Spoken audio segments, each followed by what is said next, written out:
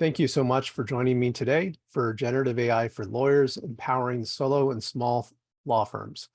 This is a 5-part webinar series, and today's part is part 4, Ethical Considerations and Risk Management. This is probably not the sexiest part of the 5-part series, but it's definitely a critical and necessary part. There's no end to the different issues that have arisen from the use of generative AI. And so we're going to talk about that today. And I welcome any questions you have. Just put them in the chat as we go through it. So I'm Tom Martin. I'm the CEO and founder of LawDroid. And if any of you are subscribers, thank you so much. If you're not, please consider us as your AI legal assistant. So LawDroid is a company that I started 8 years ago. Believe that, 8 years ago, before AI was cool and on everybody's tongue. And I admit that there's a bit too much talk about AI right now, but I'm really happy that you're here for my course today. But LawDroid, I created it because I'm a solo lawyer myself. At least I started as one. I have a small firm now. So when I focus this presentation, particularly on solo and small firm lawyers, I'm doing that from the heart. I actually know, and daily deal with where you're at. And I hope this is helpful to you. Thankfully now I have some other lawyers who work with me that take some of the laboring ore so they can focus on LawDroid. And so with that, let's look at the agenda for today. First, we're going to talk about generative AI, just a little intro. This might be going back a little bit to the first part of the series, but I want to make sure that we understand why these issues are coming up. How does generative AI work? Why do we have to have some concerns about how we use it? Secondly, we're going to talk a little bit about privacy and how to ensure that for the benefit of ourselves and our clients. Third, ethical considerations that we should be thinking about and addressing in dealing with any AI solution. Fourth, we want to look at the legacy of the Schwartz case. That's, of course, something we need to talk about when we talk about ethics. And lastly, risk management. So with all of that in mind, how do we manage risk going forward?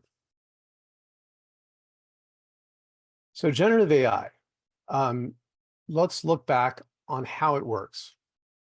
Now, remember, if you attended the first part of the series, I emphasized that AI is not an oracle. There are too many lawyers that have looked at AI, generative AI, specifically ChatGPT. It could be Claude.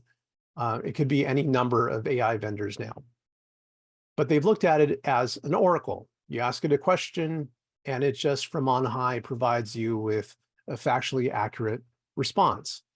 And that cannot be the approach. That is a way to a lot of trouble that we've seen. And so it's very important. And the reason why I put this front and center at the beginning is that it's very important what your mindset is when you use these AI tools. Because I think, for example, if Schwartz had a different mindset about the tool that he was using, we wouldn't have ended up where we ended up. He wouldn't have had to face sanctions and all that. And I think the problem was he was perceiving it as an oracle. The opposite view is that this tool is a language calculator. It's not an oracle. It's not perfect. It is a language calculator. And you've probably heard either me refer to it that way or other people talk about it that way, where you put in input and it's calculating the next most likely word that would be associated with the input you provided. Language calculator, right? But it's also much more than that. It also has taken into consideration RLHF. What does that stand for? Reinforcement learning from human feedback. So the magic, I think, that ChatGPT, that OpenAI layered on top of simply being a transformer that predicts the next word, is that they had a lot of human feedback of the outputs that it was providing. So they were getting the output, the response from the AI, but they had people, rating that response as, being appropriate, whether or not it was conveyed with as much detail as was necessary, maybe too much detail. But that was the human feedback that they were giving to the system to really dial in a more human response as opposed to a much more mechanical response. And we might take issue with whether or not they hit the right balance on that. But that was a consideration. So as we know, the fact that it's a human calculator means that sometimes it gets those calculations wrong about producing the next word. It produces the next word that is most likely, but sometimes it's not factually accurate. And so that factual accuracy is a challenge for really any generative AI system. Now, there's ways to cut against that, which we'll see in a minute, but the hallucination issue is one that's intrinsic to generative AI because it is a statistical model that predicts next output based upon past output. So whenever you have that kind of a system, this is going to be one of the issues about hallucination, or in the case of legal research, as my friend Dazza Greenwood has called it, hallucitations.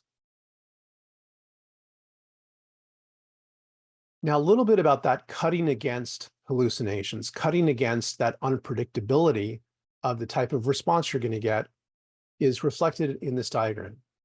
So at the very bottom, when you use ChatGPT, a good approach is to use it and ask it questions, and it gives you a response. That's a very basic way of interacting with ChatGPT. When you get a little more sophisticated, you start looking at the prompt, the input that you're giving to ChatGPT, and how you might structure that to be more specific about what you're asking for.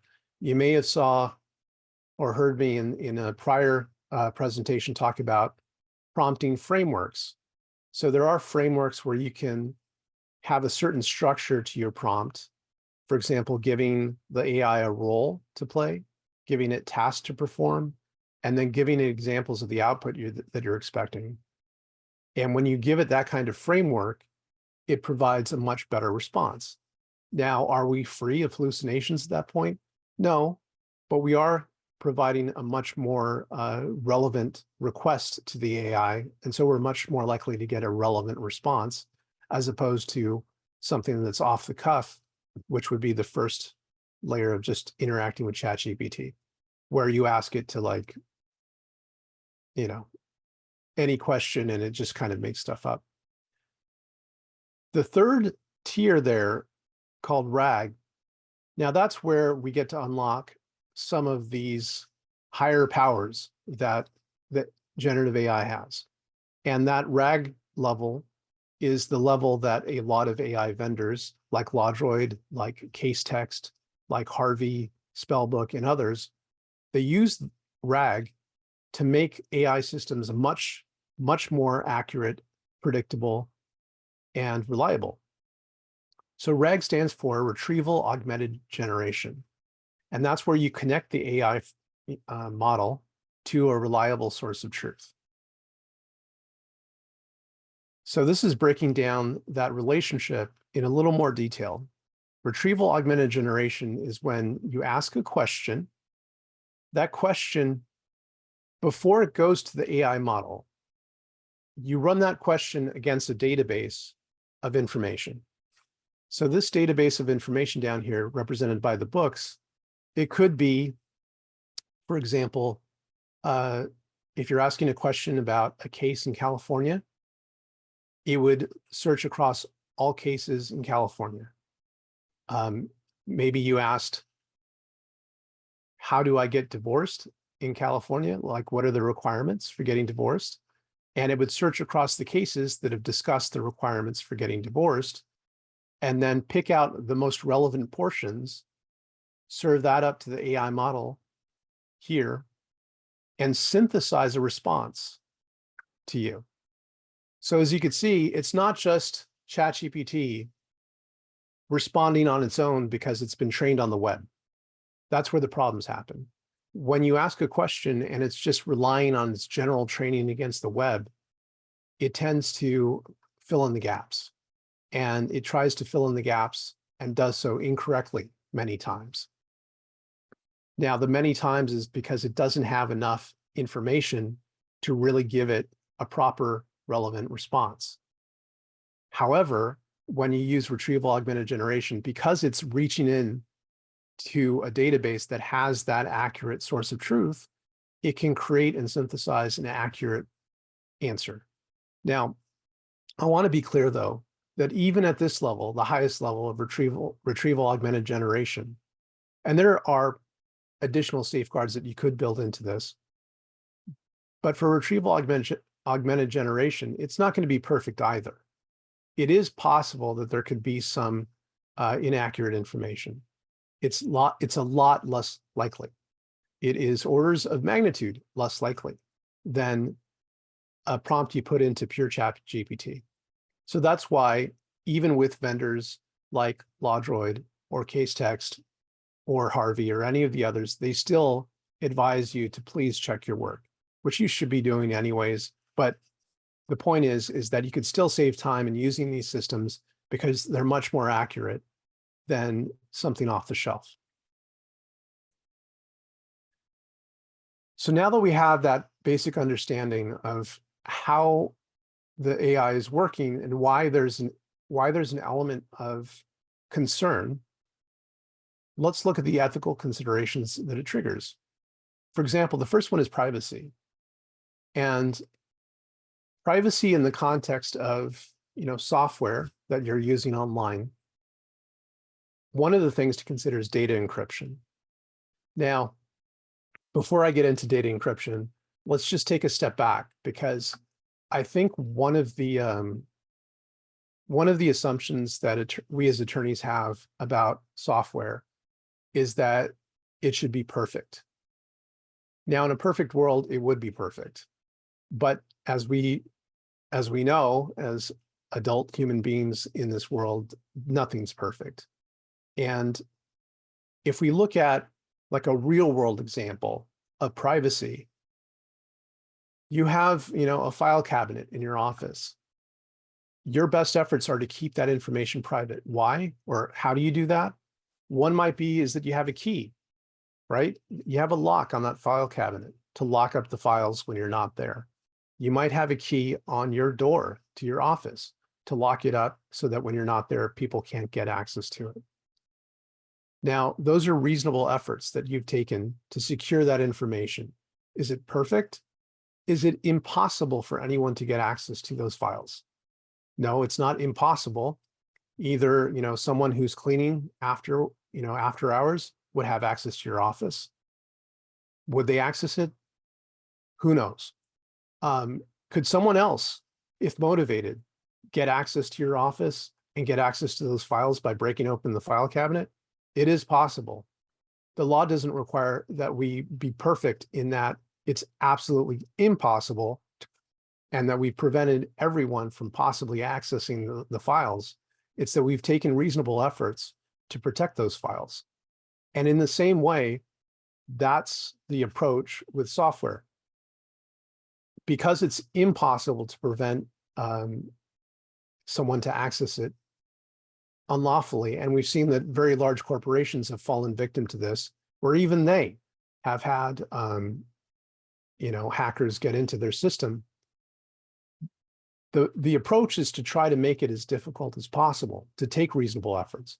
So getting into this, in the software mindset, we have data encryption. And so there's several levels at which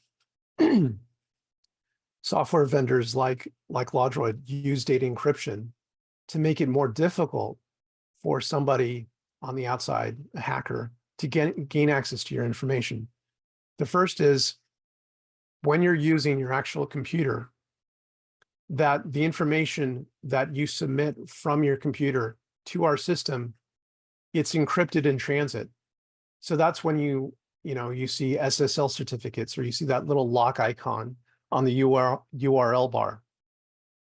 where the information is being submitted to an HTTPS URL. We're using, a system that encrypts the information as it's being transmitted to the website, to that URL, to minimize any data capture by a third party. At rest is when the information is kept in an encrypted state within the system. So within a database, you can encrypt it while it's at rest in that database. Now, the advantage to that is that if somebody were to even break into that database, hack into it, they try to read the information, and it would be gobbledygook. They would not be able to read it because it would be encrypted. It would just be random characters, letters, and numbers that they wouldn't be able to understand without the proper encryption tools. Now, is it possible for them to decrypt it with a sophisticated enough hacker? It may be. But the point is to interject as many obstacles and to add cost to them having to take the steps to get access to the information, just like you do with locks or doors or having security in a building. So the three different levels at which you want to look at encryption, and the way that you would confirm this is by looking at the privacy policy of the vendor that you're choosing. And by the way, privacy policies, terms of service, they are a bit long and difficult to read, and this might actually be a good, use of AI where you take the terms of service and you put it into an AI and have it summarize it, and then just double check it to be sure. But when you're actually putting the document into the system, it's kind of the same thing as RAG, because you're actually providing it with the document that it's supposed to be providing answers from. So the answers are much more highly relevant, much more reliable than just using ChatGPT. So in use, one last point about in use and in terms of privacy. So this isn't software, this isn't high technology, but you want to keep your password secure. You don't want to have a sticky note on your screen that has your password, right? You don't want to do that. I know some of us might do that, but you want to use a password manager on your computer to manage your passwords. It could come up with highly secure passwords. So actually on your computer where you physically are interacting with it and the responsibility is on you, be sure to use a password manager. Don't leave your passwords lying around. Don't leave applications open when you're not in the room. You can put your computer into sleep mode so it's more difficult for people to get into it. And then password protect your computer so they can't get in without the password. So that's just a very basic approach, in addition to encryption in transit and encryption at rest for what the vendor is providing to you. Now, there's a lot of concern about, whether or not AI vendors use the data that you provide to them for training purposes. And so I just wanted to explain what that risk is through this diagram, which already makes it kind of obvious, but to talk it through, the risk that people are concerned about is that, let's say you ask ChatGPT a question, and for whatever reason, you include sensitive client information. You shouldn't be doing this. And you don't really need to do it, even with AI vendors that specialize in legal AI. But let's say you put in sensitive client information like their social security number, I don't know, maybe personal relationship information if it's a divorce that you wouldn't want other people to find out. And you put that into your prompt that you submit to ChatGPT. So if you haven't turned training off within ChatGPT, it's fair game for it to use that data to train its models to become more intelligent. Now, there's two things. One is that they use that information to train their models to be more intelligent in a general way, like understanding different relationships, maybe understanding the legal use of words that might be atypical for most people to use, so like legal words and meaning. But it is also possible to retrieve the actual data that you've submitted in raw form. This has actually been the subject of some of these copyright suits, is that it's not just that it answers a question in light of that information, right? But that it can actually like give you quotations from the underlying source material itself. So in a similar way, if some third party out here were to ask a question that implicates or implies information about your client somehow, like give me a list of information, give me a list of people that are considering getting divorced in this state or this city that have social security numbers within this range, right? That start with 559 and complete that sequence. It's possible, unlikely, but it's possible that it could actually give you raw data that's been sent into the system from you, because the training data is public essentially. And when you submit information that could be used for training, is essentially becoming part of a public database that anyone can query with the right question. So that's where you want to be very careful. ChatGPT. First off, if it's the free version, they're using all that information for training because that's part of the, that's part of the deal. You get to use it for free, but they get to train off your data. And as I forget who remarked, if a product is ever free, well, you're probably the product. That's the case with the free version of ChatGPT. What I'm showing you here is actually the paid version of ChatGPT that you pay $20 a month for. And within settings, they've moved it around a few times, but within settings, you can click on an option that's called model improvement. And they put it, to improve the model for everyone. And it actually sounds pretty nice, right? That you would want to say, yes, let's improve the model for everyone. But that is the data training option. And so you want to click on that and make sure that it is deselected. So improve the model for everyone. No, thank you. I don't want to. That will keep your information from being used for training purposes, meaning becoming part of the public database, which you don't want. One other thing I would point out is you want to be careful, besides them moving around the privacy settings and the training data settings. I've also noticed that they've linked the training data option together with using some of the new features. So for example, you know how you can make those custom GPTs? Well, the custom GPTs, I noticed once when I tried to use it, that it required me to turn on training data as, one of the conditions of being able to use the custom GPT, feature. So just be careful that if you do use a new feature, that you make sure that it hasn't altered your privacy settings.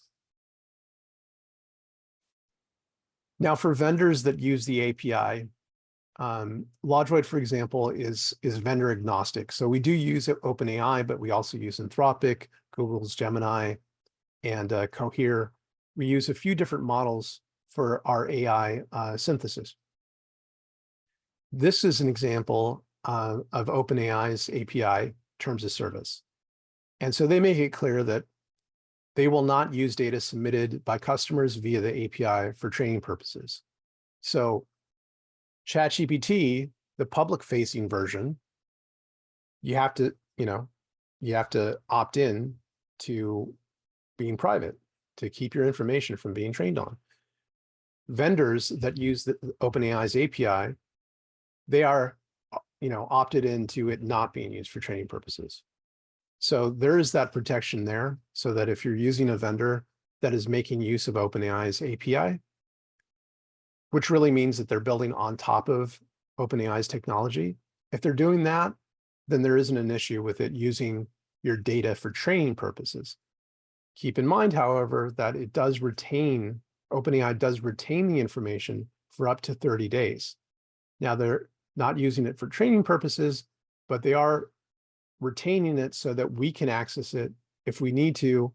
Many times you have a conversation with the chatbot and you want to look back on older conversations. That's how you do it, is by them retaining that information for up to 30 days. And actually, with LawDroid, we have the same practice, and you can keep it even longer, but you could choose to delete the records if you want to. So that's the API terms of service. What about ethics?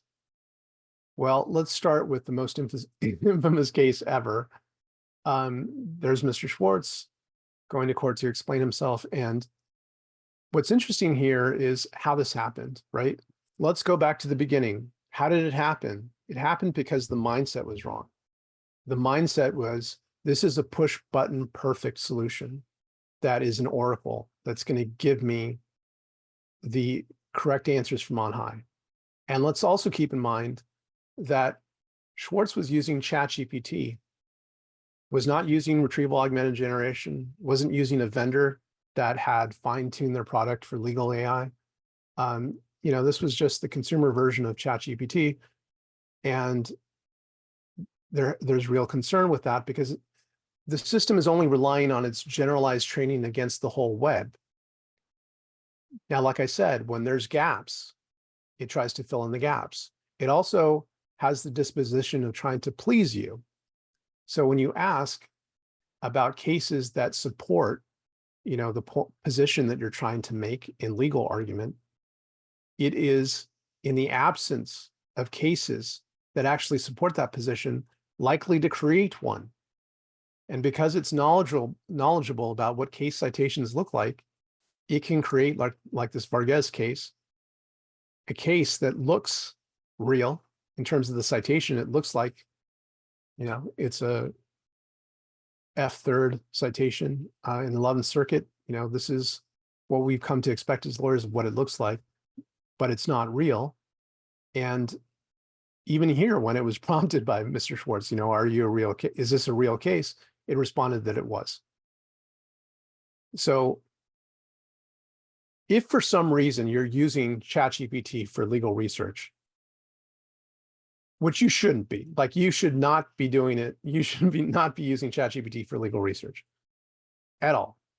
But let's say you're using it for coming up with ideas for counter arguments, right? So you're using it for that idea phase of like different lines of argument that you might come up with. And if it ever provides you with a case, what do you want to do? You want to Google the case. At least Google for now has been a reliable source of finding the case, the actual case opinions, where you could double check to make sure that it's an actual case and check your sources, or go into LexisNexis or Westlaw or what have you to check that. But I absolutely do not recommend using ChatGPT for legal research. That's what the legal AI vendors are for. They have fine-tuned, their systems for legal research. So use them for that. Now, the judge, Kevin Castell, in the Schwartz case, it's interesting because, the judge recognized that it wasn't the AI in that case. It was really that the attorney abandoned his duty of responsibility for the information submitted to the court, that it wasn't the AI that had committed the wrongdoing. And also acknowledged here, many lawyers rely on software as well as associates and paralegals to help them put together arguments. And then lastly, that technology is commonplace and used by many different people for everything from, grammar checking to spelling to even, auto correction or auto completion. And that there's nothing inherently improper about using AI. So that's one thing that I think gets missed sometimes, is that even in the Schwartz case, the judge realized that it wasn't AI that was the issue. It was attorney negligence. And so the legacy of Schwartz is that it's produced all of these questions. There's been at least 17 court orders as of the beginning of this year, where different courts in different jurisdictions have come up with different approaches to how to tame this AI monster, which is really how we're using AI, not the AI itself. First off, the question whether or not Rule 11 is enough. It should be. Rule 11, the federal rule, requires us to be responsible for the motions and pleadings that we submit to the court. So if it's citing fake cases, we're responsible ultimately for that and for having to review it before we submit it. Some courts have required AI disclosure, that you're using AI as kind of a bare minimum, is what some courts have required. Some, like one in Texas, is required that you certify that you haven't used AI, which might be an impossible task. Then some require that lawyers educate themselves about AI, how it works, and how to take precautions to prevent hallucinations. So there's been all of these different approaches. My personal opinion is that Rule 11 is enough, and that we don't really need to be signing all of these additional certifications that we're playing by the rules. But it's I acknowledge that it's natural in the short term that there would be this overreaction, when you have a case as famous as Schwartz, where I thought it was kind of strange that they that at the end of the day, they only got, the monetary penalty was only $5,000. It seemed like a small amount to pay. But at the same time, there was such dramatic fallout that, Mr. Schwartz is certainly paid in terms of reputational cost and business. But keep that in mind.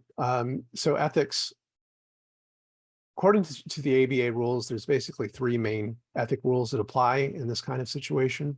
The first is competency 1.1, that we as lawyers have trained ourselves to be at a minimum competent about the legal work that we're undertaking. In the Schwartz case, it was kind of interesting because Schwartz, he was not licensed in the state in which he was performing legal research. It was actually, I think his name was LaDuca, that was the attorney of record. And so just right there was yet an additional concern because there was an attorney practicing out of jurisdiction. But, at a bare minimum, we need to be aware and honest with ourselves as to whether or not we're competent, or if not, that we educate ourselves by either taking a CLE course on the subject, looking to attorneys that might have experience in that practice area so that we can get up to speed, but taking all of those necessary steps to be competent in the law that we're practicing. 1.6, confidentiality, requiring the protection of client information. In the privacy discussion, I showed you that there's reasonable steps that you could take to ensure privacy within the context of using the software, but also within your office, and just some practical tips for how to make sure that doesn't fall into the wrong hands. Then lastly, 2.1, using your independent judgment. And so the way that plays into AI is that you're not just copying and pasting whatever recommendations or whatever lines of argument that it has suggested, but that you take it as that, mere suggestions that you use to build on, and ultimately that your work product at the end of the day is a reflection of your independent judgment, and that you haven't given up that responsibility by simply leaving it up to the AI. And that part's critical. That's going to be the case even when AI becomes 2 times, 3 times, 4 times, 10 times more powerful than it is now, is that ultimately we as the lawyers, as licensed professionals, are responsible that the work product reflects our independent judgment. So bias also plays into the use of AI. And one example here is predictive policing tools, for example, like where is a crime going to pop up? Where should we, what are hotspots that we should keep police cars out? and patrol over time historically. Now, the problem is actually that if you look at the historical data, it may be that yes, in fact, where arrests occurred was where crime was happening, but maybe the crime that was happening was because there was racial profiling. There was crime happening, but maybe some portion of it was due to the fact that racial profiling was putting an undue emphasis on it, or causing police officers to arrest people that maybe weren't really, they weren't committing a crime at the time, but it was based upon their suspicion that they were. In any case, it may be that the historical data itself is corrupted, and that the bias, the unfairness, is in the data itself. And so if we build something on top of it, we can duplicate that bias. And so there's actually three sources of bias when it comes to AI. The training data that I just talked about, where you have historical data that actually itself incorporates that bias.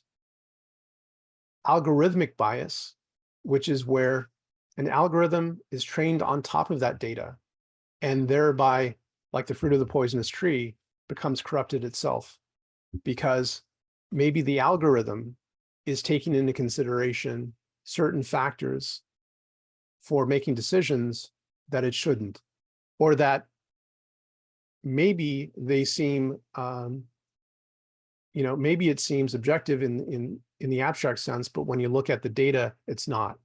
Like the arrest pattern, like looking at education levels for loan processing, for example, or just the vocabulary that people use when they're filling out applications.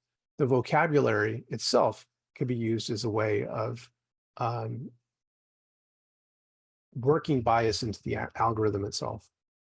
Cognitive bias, the last one, that is actually where there's a selection made of what type of training data to use, or what weights we're using on the algorithm, whether or not we're weighting in favor of, let's say, education levels versus income levels, or the types of arrests that we're giving for more weight to. So the cognitive bias is in terms of how we make the selections within the training data or within the algorithms. And so all three of these combined are different ways that bias seeps into AI, and we need to be cognizant of it and to put in safeguards against it. The thing is that my personal belief is that we're in a much better position, at least when it comes to bias in AI, because we're working towards being more transparent about what that bias is, and then working through it to find ways of resolving it so that we don't repeat it.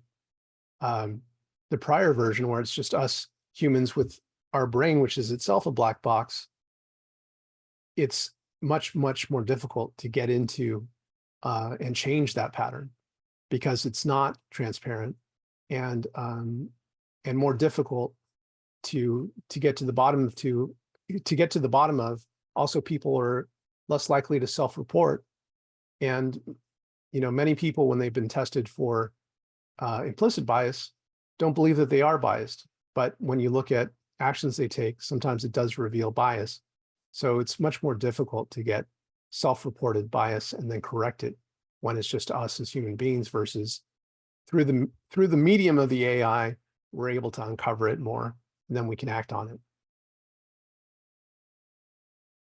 So risk management. Now, with all, everything we've talked about, the ethics, privacy, how AI works, how do we try to manage the risk that AI presents? Well, the first line of attack might be that you make sure to find vendors that provide some kind of indemnification. Here's an example from OpenAI.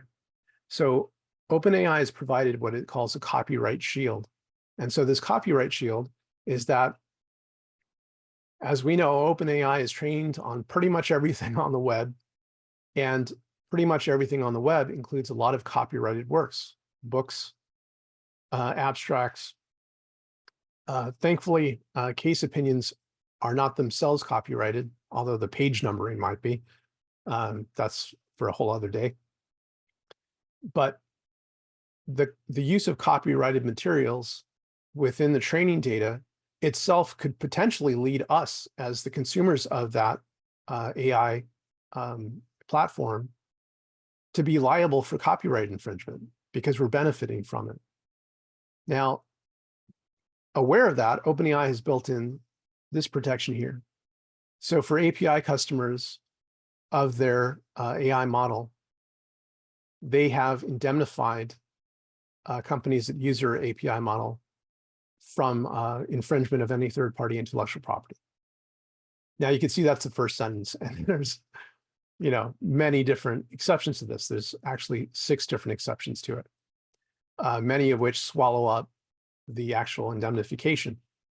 But suffice it to say that vendors such as OpenAI realize that they have this open liability, which has not yet been adjudicated as to whether or not they themselves will be subject to copyright infringement claims or that they'll be liable. They've already been sued for this. And they're protecting their customers, namely us, from that potential liability with this indemnification. Now, Google, Anthropic, Microsoft, also Cohere, which I didn't have enough space to include here, they've followed suit, and they also provide their customers with this indemnification. You want to look in the fine print, probably, most likely, just like with OpenAI, there's many, many different exceptions built in there.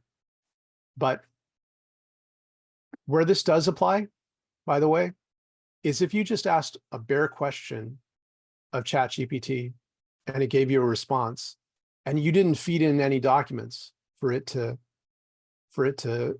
amplify its answer, but it was just you asking a straight question to ChatGPT and it giving you a direct response. If that response included copyrighted materials, that's generally where this indemnity falls. So that if you used that output, and then it turned out that somebody sues you for copyright infringement, that's where you can rely on this indemnification. The exceptions come in when you start, using your own materials and it informing the response that OpenAI provides or any of the others. But it's a good thing. It's a good thing that you can get third-party indemnification to whatever extent they provide it. The last one I'll touch on is insurance. It would be really nice to have insurance against this kind of risk. And there's two main policies. The first one you might think of is cybersecurity. Well, I got cybersecurity because it's supposed to protect me against risks that have to do with the internet and things online, right? So shouldn't that cover any AI issues that I have? And most likely not. It's intended for ransomware, data breach, hackers, that kind of thing. That's what the cybersecurity policy is meant to protect you against. And but it doesn't apply to AI misuse. Now, your malpractice policy, on the other hand, where you actually have a policy to protect you against yourself, essentially, right?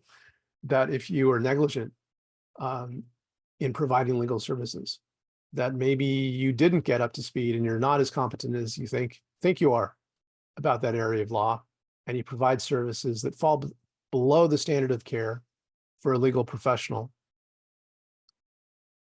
Well, that malpractice policy would cover you if you committed that negligence.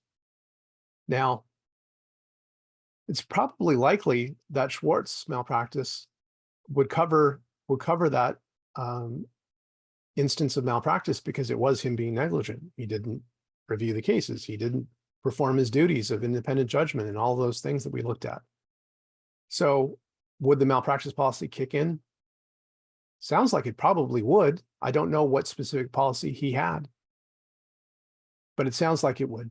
It's professional negligence. Now, let's just wait.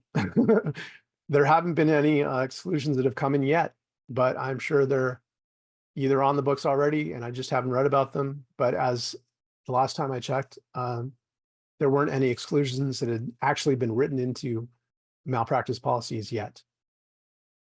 It seems, with the nature of the beast of insurance, that it's probably going to happen, and there'll be exclusions for AI misuse, but we'll see. Because it still seems to fall within professional negligence, and that's what we get insurance for. So we'll see how that plays out. Finally, what about risk management in our relationship with our client? One thing I do have for everyone that's attended today is an AI disclosure template.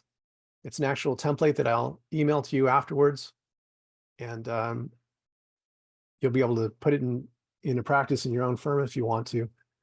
But there's two ways that it comes up. One is in the client engagement letter, to communicate to your clients that you do use AI.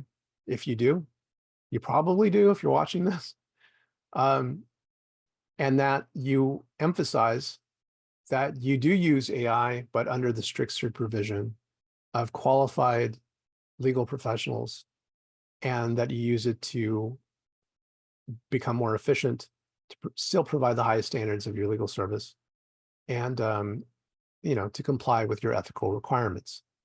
So essentially disclosing your use, that you're being responsible about it, and this way they're put on notice.